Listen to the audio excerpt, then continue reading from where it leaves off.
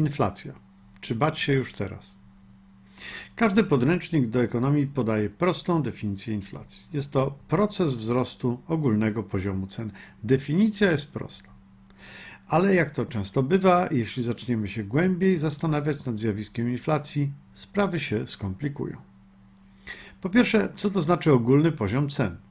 Jeśli mówimy o inflacji konsumenckiej, a o niej najczęściej mówimy, to bada się go w oparciu o koszyk dóbr i usług konsumpcyjnych. Na podstawie badań określa się, ile jakich dóbr kupuje przeciętne gospodarstwo domowe i później bada się, czy i o ile wartość tego koszyka się zmienia. Jeśli wartość koszyka rośnie, to ogólny poziom cen rośnie i to jest właśnie inflacja. Problemem jest jednak to, że ten koszyk nie jest stały. W dłuższej perspektywie czasowej zmieniają się dobra, które kupujemy. Przestaliśmy na przykład kupować magnetofony kasetowe, a zaczęliśmy kupować abonamenty Spotify. Gdy wybuchła pandemia COVID-19, wielu ekonomistów twierdziło, że spowodowany przez nią kryzys będzie miał działanie deflacyjne, bo zagregowany popyt zmniejszył się bardziej niż zagregowana podaż. I w części faktycznie tak było. Niektóre ceny spadły w ogromnym stopniu. Może jeszcze pamiętacie, jak w kwietniu 2020 roku ceny kontraktów terminowych na ropę spadły w pewnym momencie poniżej zera. To jednak była tylko przejściowa sytuacja. Ale pandemia zmieniła także koszyki dóbr i usług, które kupujemy. I w ten sposób chyba przejściowo utraciliśmy możliwość rzetelnego pomiaru inflacji. Dlaczego? Dla przykładu, w koszyku nie było rękawiczek jednorazowych, maseczek i płynów do dezynfekcji. Wszystkie są dość drogie, bo popyt jest wysoki, ale w tradycyjnym koszyku ich nie ma, bo wcześniej nigdy ich nie kupowaliśmy. W koszyku tym jest za to dużo ubrań i butów. Te buty i ubrania dziś są tanie, więc obniżają wartość koszyka, obniżając odczyty inflacji.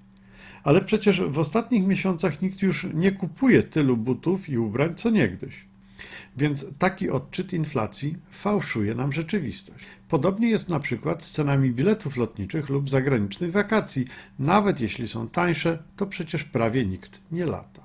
Dodatkowo, jeśli efekty restrykcji w zakresie mobilności okażą się dewastujące dla niektórych branż, hotelarstwo, gastronomia, rozrywka, tak jak się na to zanosi, to wywołane masowymi upadłościami zmniejszenie podaży w tych branżach wpłynie na wzrost cen i w efekcie podniesie inflację.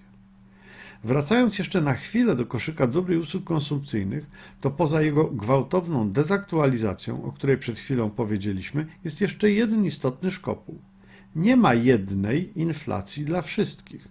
Ta przeciętna miara inflacji konsumenckiej jest myląca, bo inna jest inflacja dla osób bogatych, a inna dla osób biednych.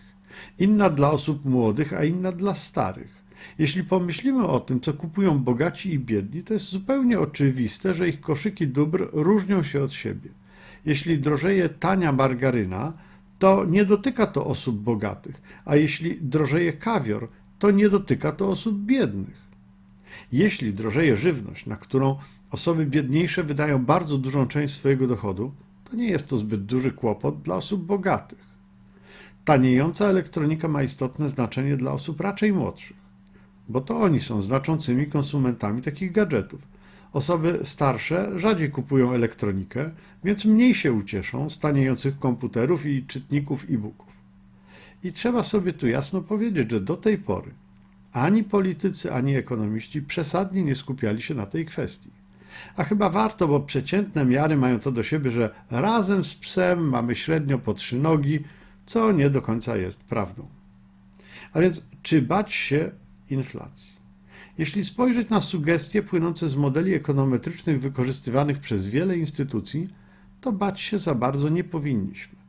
Wiele z nich wskazuje na to, że zagrożenia wysoką inflacją nie należy się spodziewać w najbliższym czasie.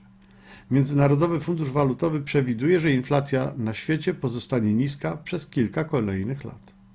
Pamiętajmy jednak, że modele takie tworzone są w oparciu o długie szeregi czasowe, czyli opierają się na danych z wielu lat. A to, co dzisiaj dzieje się w światowej gospodarce, nie przypomina tego, co działo się 20, 30 czy 40 lat temu. to każe być bardzo ostrożnym w wysnuwaniu wniosków na podstawie takich modeli. Mogą być one całkowicie mylne, bo opierają się na tym, co znamy z historii. Z drugiej strony jednak, historia uczy nas, że ekspansywna polityka fiskalna i monetarna prowadzi do wzrostu inflacji, często bardzo gwałtownego. A tak jest właśnie teraz. Szacunki UBS mówią, że łączne deficyty publiczne przekroczyły w 2020 roku 10% światowego PKB, czyli są około 3 razy wyższe niż bywały w ostatniej dekadzie. Bilanse banków centralnych wzrosły jeszcze bardziej, co wskazuje, że deficyty te są finansowane przez emisję nowego pieniądza. To może prowadzić do inflacji. Wiemy to z przeszłości. Oczywiście pamiętamy, że ekspansywna polityka monetarna w czasie kryzysu w 2008 roku nie przełożyła się, ku zaskoczeniu wielu ekonomistów, na wzrost cen. Post factum tłumaczymy to najczęściej tym, że wówczas pieniądz trafił głównie na rynki finansowe i do sektora bankowego. Dziś jednak jest inaczej, bo pieniądz trafia do tzw. realnej gospodarki, a często, jak to jest w przypadku USA, wprost do gospodarstw domowych. I to tych biedniejszych, o niższej skłonności do oszczędzania, co zdecydowanie sprzyja inflacji popytowej. Jak będzie? Czas pokaże. Ja się obawiam wzrostu inflacji, może mniej w skali globalnej, ale w Polsce w moim przekonaniu są istotne powody do obaw. Bardzo ekspansywna polityka fiskalna i monetarna, do tego bardzo duży wzrost wielkości depozytów w bankach oraz działania Polskiego Banku Centralnego ukierunkowane na osłabienie polskiej waluty. To wszystko może skutkować inflacją w dość krótkim czasie. W kolejnym tygodniu odpoczniemy od inflacji i zajmiemy się gotówką. Ale już tydzień później planuję powrócić do inflacji, do stóp procentowych i do tego, jak obronić się przed inflacją. A to ostatnie dotyczy właściwie każdego z nas. Będzie ciekawie, obiecuję. A na dziś to wszystko. Do usłyszenia.